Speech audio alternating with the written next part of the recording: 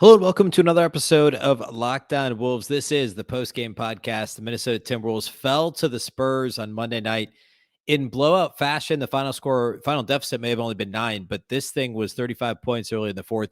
A fantastically disappointing performance from start to finish. I'll try and break it all down, explain what happened, and where we go from here. All upcoming on the show. Welcome in. You are Locked On Wolves. You are Locked On Timberwolves, your daily Minnesota Timberwolves podcast. Part of the Locked On Podcast Network. Your team every day.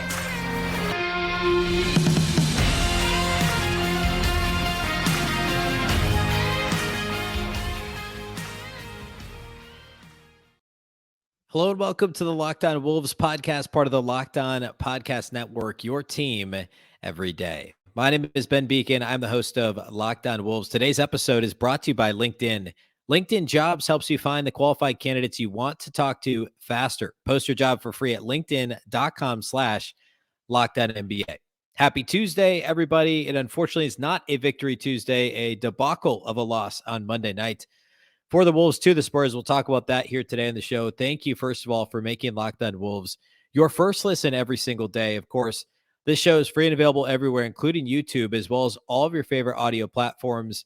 And that includes now Roku and Amazon Fire TV. There's a special Locked On Sports Minnesota Sports app.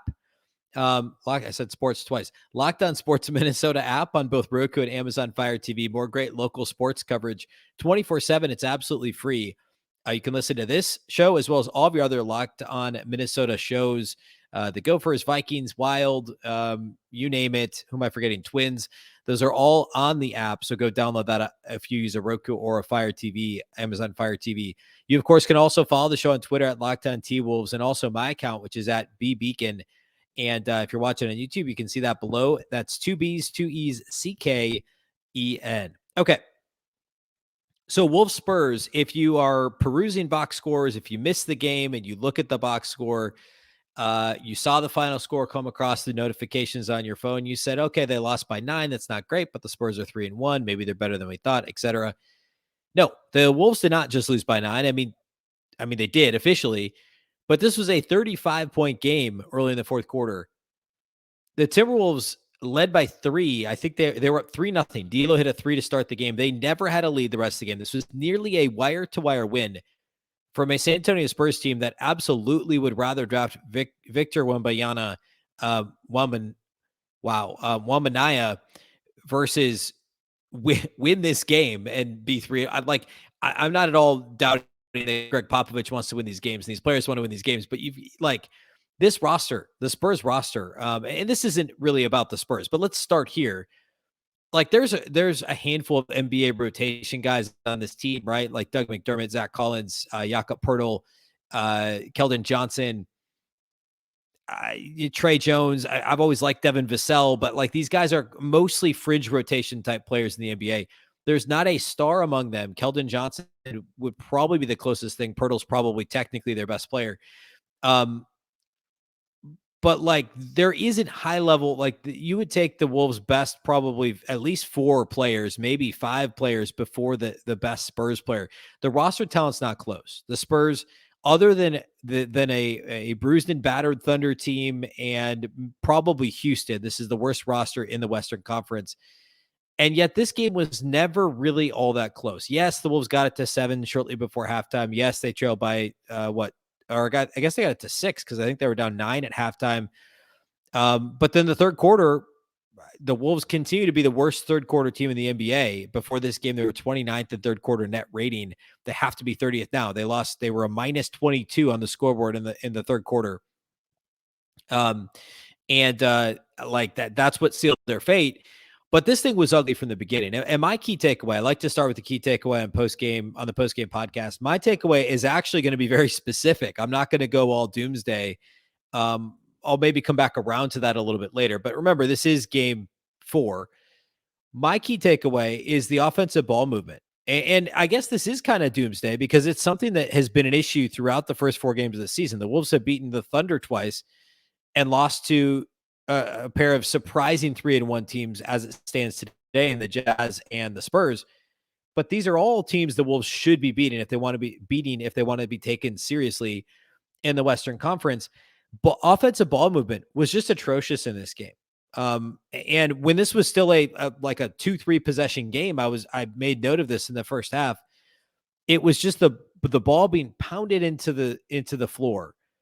D'Lo, Ant, even Cat a couple of times. Jaden McDaniels had a couple of these possessions where somebody gets the ball in the perimeter and it's dribble, 8 dribbles, and then, a drive and an 8-foot, contested shot, or a drive and, okay, I'm stuck. I'm doubled in the paint. I'll kick it out for a last second three at the end of the shot clock, or a contested mid-range shot.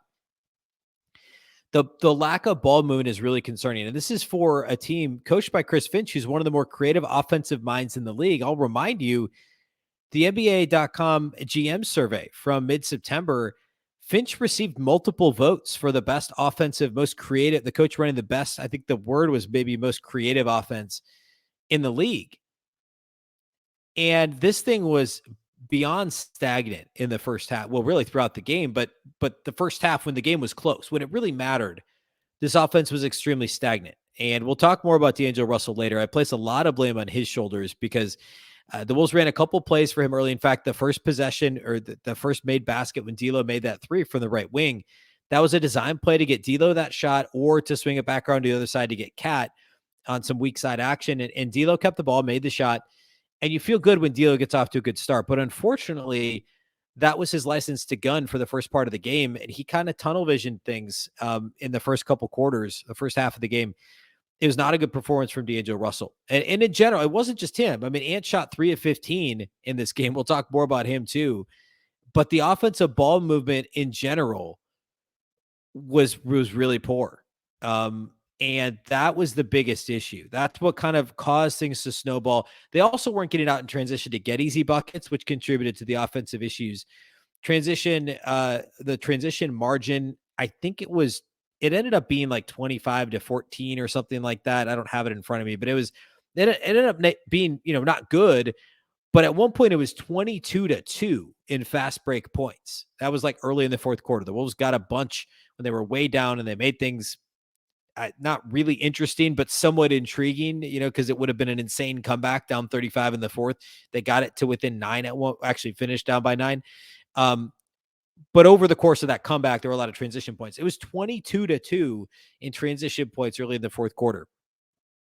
So if you're not getting the easy buckets and you're not moving the ball in the half court, and we'll get to the defense here in a minute, you're in big trouble, regardless of what you're doing on the defensive end of the floor. The ball movement was a major issue.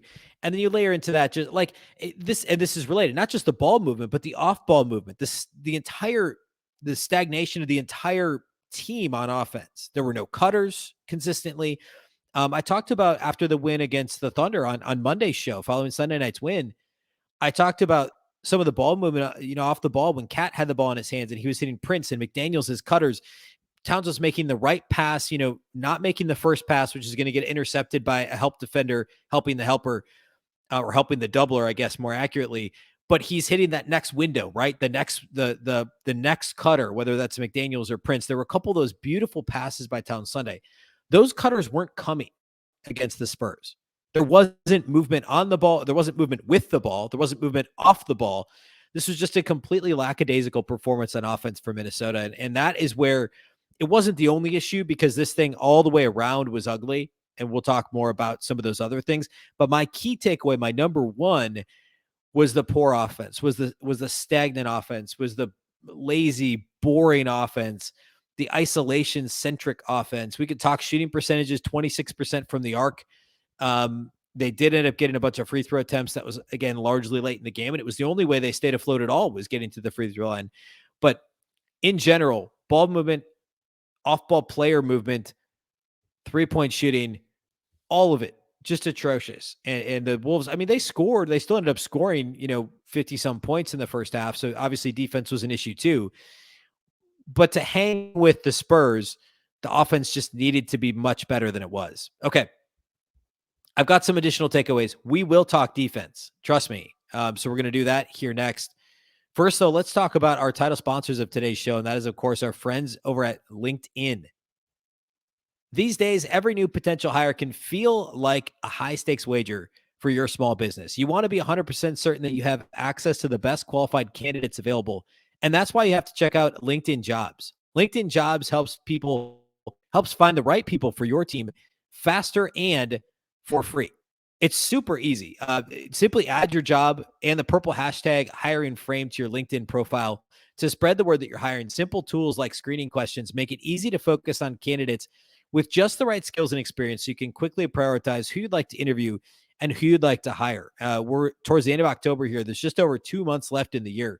You can finish the year strong still, and hiring the right team member just might help you do that. It's exactly why small businesses rate LinkedIn Jobs #1 in delivering quality hires versus leading competitors.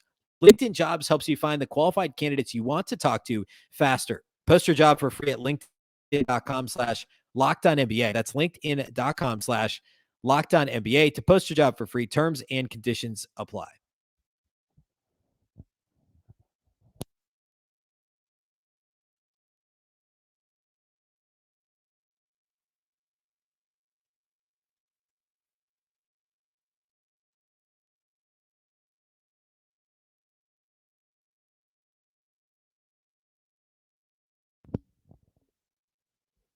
Thanks again for making Locked On Wolves your first listen today. Now make your second listen the Game to Game NBA podcast. Every moment, every top performance, every result. Locked On Game to Game covers every game from across the NBA with local analysis that only Locked On can deliver. Follow Game to Game on Locked On NBA, available on the Odyssey app, YouTube, and wherever you listen to podcasts. Okay. Additional takeaways from Wolves Spurs. Rebounding ended up even 50-50, but the Wolves did give up 4 more offensive rebounds than they got themselves. They got 14 offensive rebounds to the Spurs. This was, again, something that kind of picked up late in the game. I wish that I had written down, and I know you can get this, day after. I think you can get it from Basketball Reference, among other places, the quarter-by-quarter box score. But, and I may circle back to this because it'll be so stark. The fourth quarter, which was effectively garbage time, even though, and we'll talk more about this too here in a minute, the Wolves did play their starters for most of the fourth quarter. It was effectively 12 minutes of garbage time. The first 3 quarters, which set up that garbage time, the rebounding was atrocious. And even though you look at the box score and it's 50-50 and it's only 14-10 offensive rebounds Spurs over Minnesota, the lack of defensive rebounding, allowing the Spurs to get so many of those offensive rebounds, set the Wolves up for failure much earlier in the game. And it wasn't just rebounding. It's another thing we've seen a lot of over these first 4 games, which is lack of hustle to lose balls, that lack of fight, the sort of thing. And we're seeing this a lot. People talking about this on Twitter, Jared Vanderbilt, Patrick Beverley, things they did really well in terms of intensity, stick-to-itiveness, passion.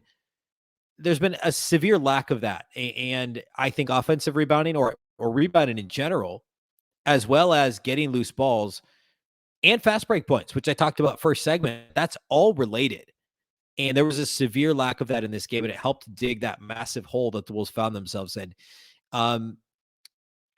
We talked about D'Angelo Russell a little bit. We'll get back to him, studs and duds, but I want to spend a little more time because, again, box score, 25 points, 8 of 16, 7 assists, 5 rebounds, a couple of steals. If you didn't watch this game, you would say, oh, man, D'Lo did his part.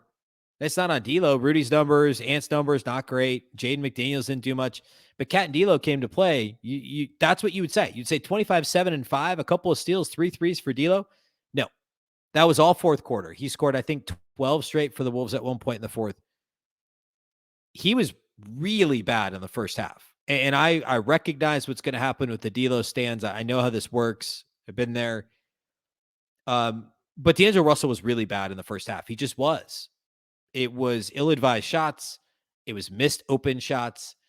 He only finished with 3 turnovers, but at least 2 of those were just atrocious turnovers, really bad decisions, bad passes, lazy passes, lackadaisical defense.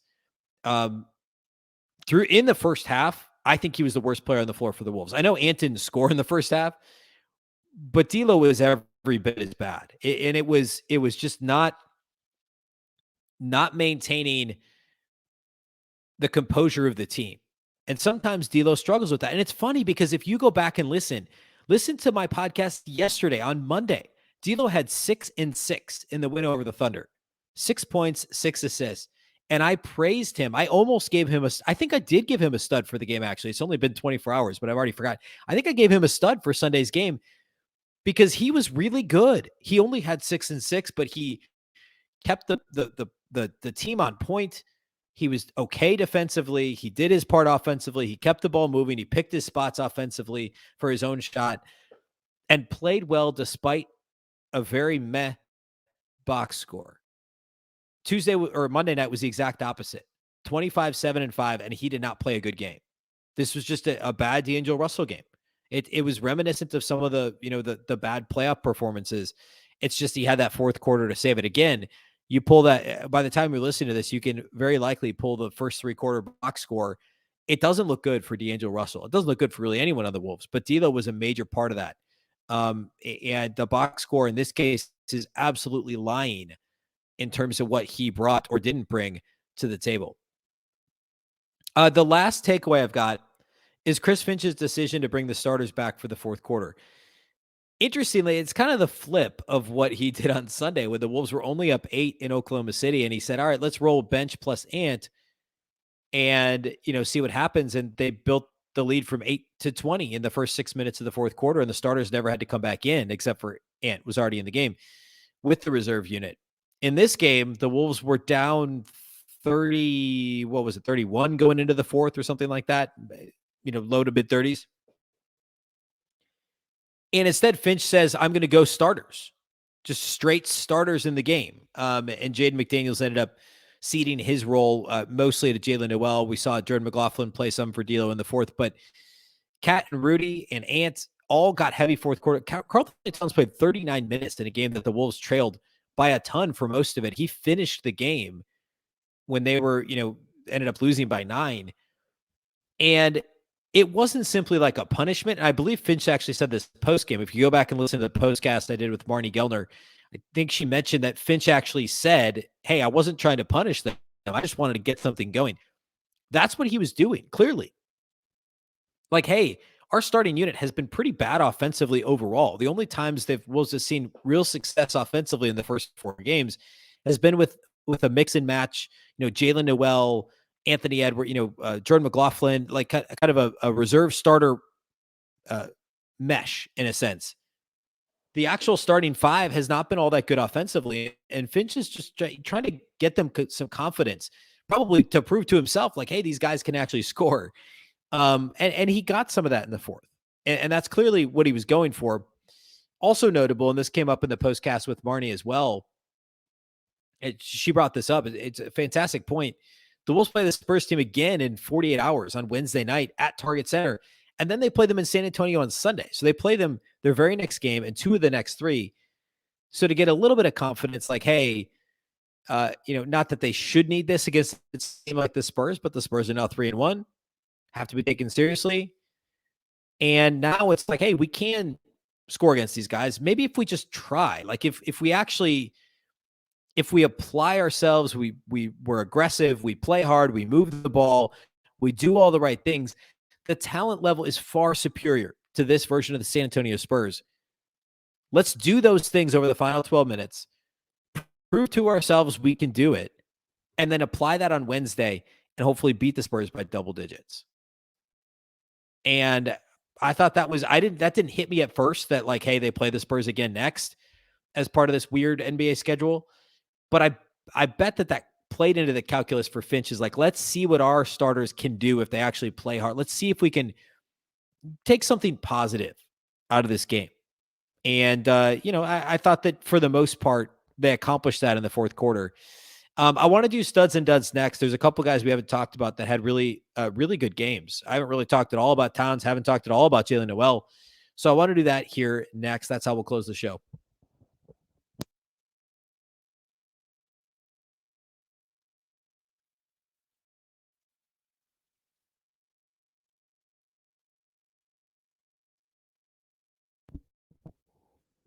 All right, individual studs and duds from Wolves Spurs on Monday night. Number one stud for me for the Timberwolves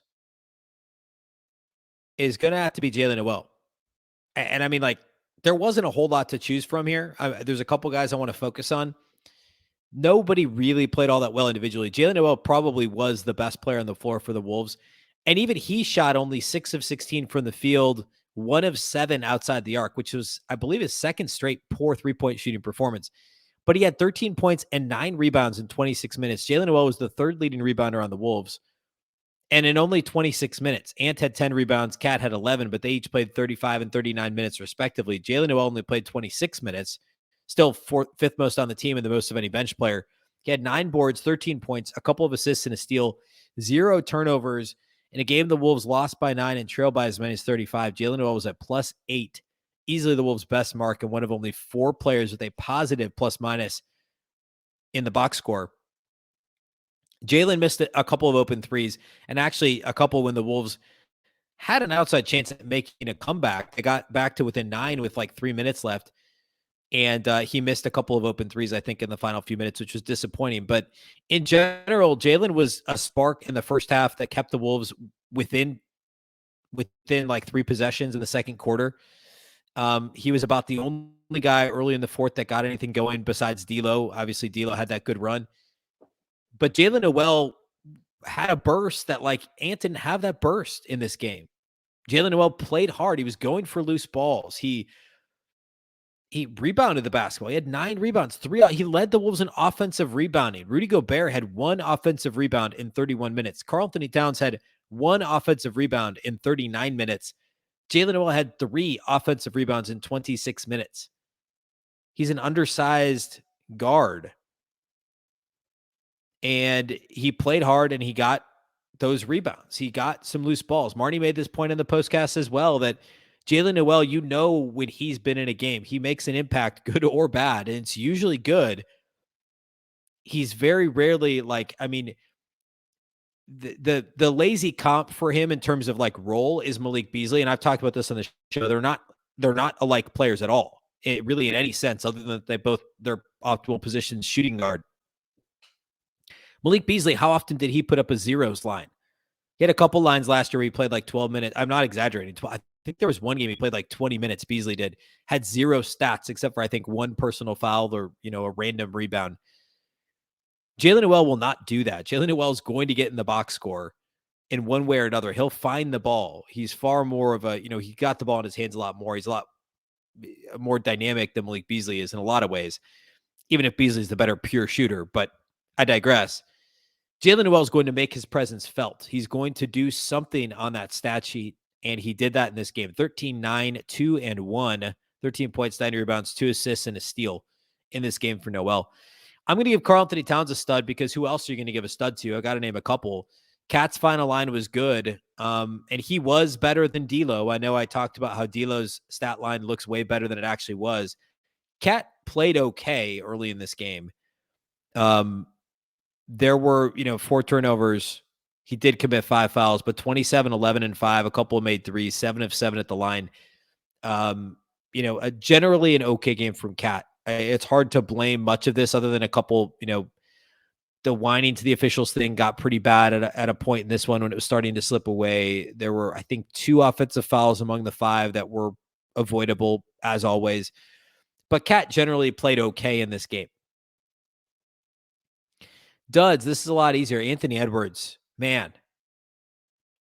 It's not time for like a full, this is still game 4. And I talked about this actually yesterday's show after Sunday's game when he scored 30 for the second straight time and consecutive solid performances. It feels like we've been worried about Ant for longer because the preseason wasn't good for him. The first regular season game wasn't good for him. This is right in line with that. 9 points and 10 rebounds. But Ant shot 3 of 15 from the field. That, ladies and gentlemen, is, if my math is correct, 20% from the field. 1 of 8 outside the arc. 3 turnovers to only 2 assists for Anthony Edwards. Only 3 free throw attempts on 15 field goal attempts. 8 of his 15 field goal attempts, more than half of his tries from the field, were 3-pointers. 3 free throw attempts on 15 field goal attempts. That will not play for Anthony Edwards. You have to flip that. He's got to be shooting more than half of his shots, or roughly half of his shots, in the paint and then the three-pointer comes off of that. Teams want to give him, even though he's got unlimited range, they want him to be stepping into threes. They want him to be shooting off the bounce. They don't want him coming downhill, Euro stepping his way to a win like he did against the Thunder on Sunday. The Thunder, Ant was on point on Sunday. They found out how dangerous he can be. And on Monday, and yes, it was a back-to-back. And I haven't mentioned that. Like, if they had lost 9 points, if it had been a close game throughout and they lost by 2-3 possessions, whatever, it's a back-to-back. But there's no excuse to be down 35 to the San Antonio Spurs in 2022. Back-to-back is not an excuse for that. So I haven't mentioned it. But with Ant, it feels very real if the energy wasn't there. I mentioned earlier, the burst was not there. He was not the same player as he was 24 hours prior in OKC. And just a bad all-around performance. It was mostly shot selection, which is very related to the feeling that he didn't have much burst. There wasn't much juice to what Ant was doing. Pretty rudderless defensively as well. Just a bad all-around performance for Anthony Edwards. Nobody else really had a good game or like an atrocious game. It just kind of was a bad game as a team. I talked about D'Lo. Bad. The box score looked good. It was a bad performance. The first half was brutal for D'Lo. Rudy was barely present. 11-7 in this game, 4 of 4 shooting in 31 minutes, 1 assist, 3 blocks. But he was scored on in the paint early in this game several times. Jakob Poeltl got him a couple of times. Yes, he blocked Poeltl once, maybe twice. But Poeltl had a nice up and under. He had a hook shot that just beat Rudy. Gobert was not his best game. Even if the 11-7 and the 3 blocks and a perfect shooting percentage from the floor looks nice, it was not Rudy's best game either.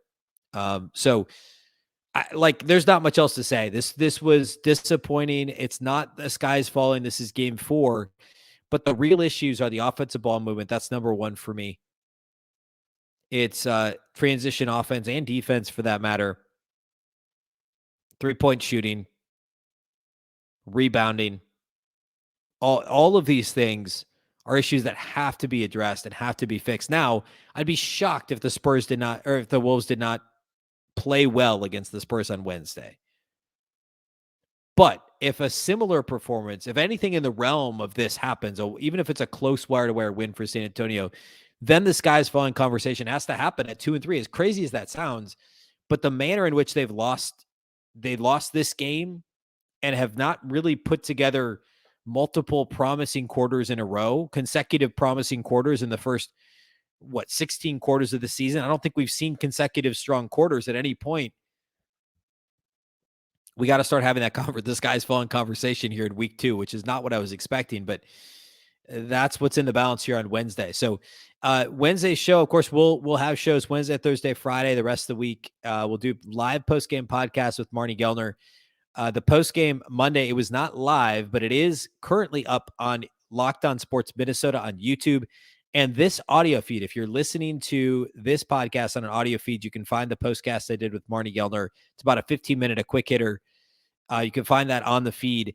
Moving forward, we will be live on the Locked On Sports Minnesota YouTube channel 45 minutes or so after Marnie's done with the postgame on Bally.